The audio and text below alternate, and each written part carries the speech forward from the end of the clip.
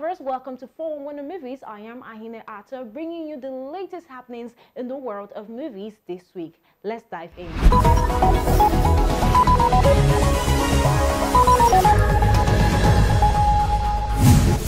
Life Elesin Oba has been confirmed for an October 7th cinema debut. The movie is based on true life events in the Oyo Empire in the early 1940s, in which the king's chief horseman succumbs to the lure of beauty and sexual desires. On the very night he is set to die, to fulfill his lifelong debt to the ritual suicide to accompany the late Alafi to the realm of the ancestors.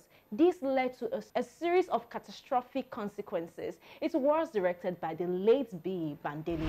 As we wait in bated breath for the biopic of the notorious armed robbery kingpin Shina Rambo, Ramsey Nouah unveils the first teaser of the movie, which shows Rambo, now turned evangelist, narrating one of his deadliest robbery on the 3rd Mainland Bridge and how he made a covenant with the devil. Now, the movie is from the stable of Play Network Studios, produced and directed by Chris O'Day and Ramsey Nouah respectively, the duo responsible for the award-winning Living in Bondage Breaking Free. Now, my expectations are pretty high.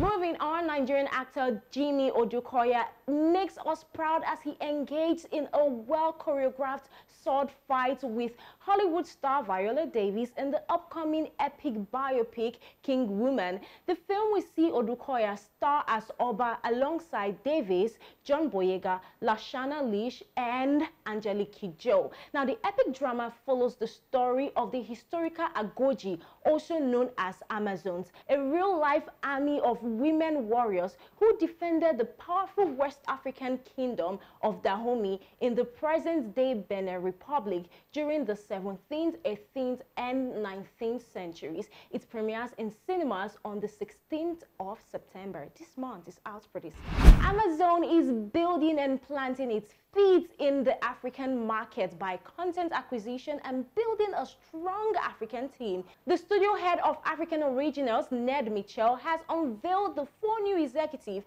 that will drive the growth of the streaming service on the continent, and they are Kanye M. Williams, Bernard Gabriel, Kemi Lala Akindoju, and Mike Steve Adeleye. They joined Wang Uba Uzoku in the Amazon Studio Originals development team. Now, Kemi Lala Akindoju is hired for the role of Senior Movie Creative Executive in Nigeria, and her office will be in London.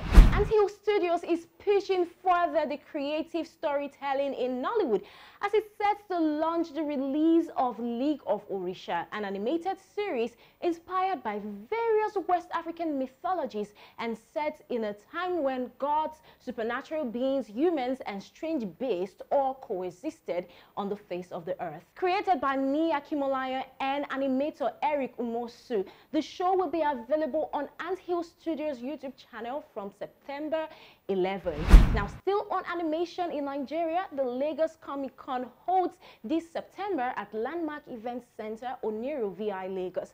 According to Ayodele Elegba, the founder of the convention, Lagos Comic Con 2022 will be a celebration of the African culture and the resilience of the African creativity to bounce back after COVID-19 pandemic and keep pushing beyond boundaries globally. In Hollywood, American comedian and actor Tiffany Haddish is in trouble. An anonymous woman slammed Haddish and comedian Aries with a lawsuit for allegedly molesting and abusing children.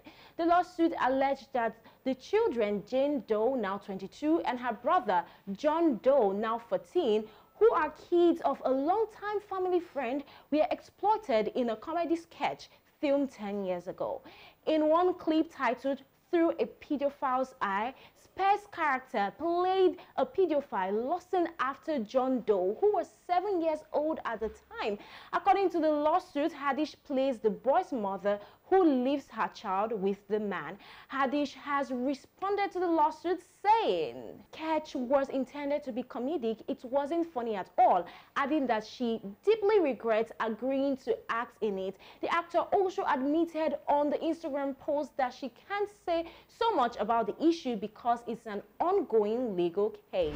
Meanwhile, Elon Musk has criticized Amazon Prime Video's billion-dollar fantasy series, The Lord of the Rings, Rings of Power, tweeting that the late author J.R.R. Tolkien is turning in his grave. Expanding on why he didn't like the show, Musk tweeted that almost every male character so far is a coward or a jerk or both, adding that only Gadriel is brave, smart, and nice. It is worthy to note that Musk has a long-running feud and rivalry with Amazon founder Jeff Bezos. Now, two billionaires beefing and going at each other, I better stay out of it. Now, so far, Rings of Power has been a huge success for Amazon, scoring 25 million views for just 2 episodes, and it has also gotten positive feedback from critics. It has scored 84% on Rotten Tomatoes and 71% on Metacritic. Now let's check out what's new in cinemas this week. New in cinema this week is Symphony, as dbanj makes his acting debut in the movie. Symphony reflects the travails of a typical talented African youth struggling to overcome all the odds in order to break through. Also new this week is Inside Life, a drama comedy that follows the story of Larry, who just a few days before his wedding gets wrongfully remanded in prison. Now he must learn to survive and come out of prison alive. Passport starring Mercy Johnson, Okoje, Jim Ike, and Zubi Michael is on rotation in cinemas. Now, if you need something to make you laugh this weekend, then this is the right comedy for you.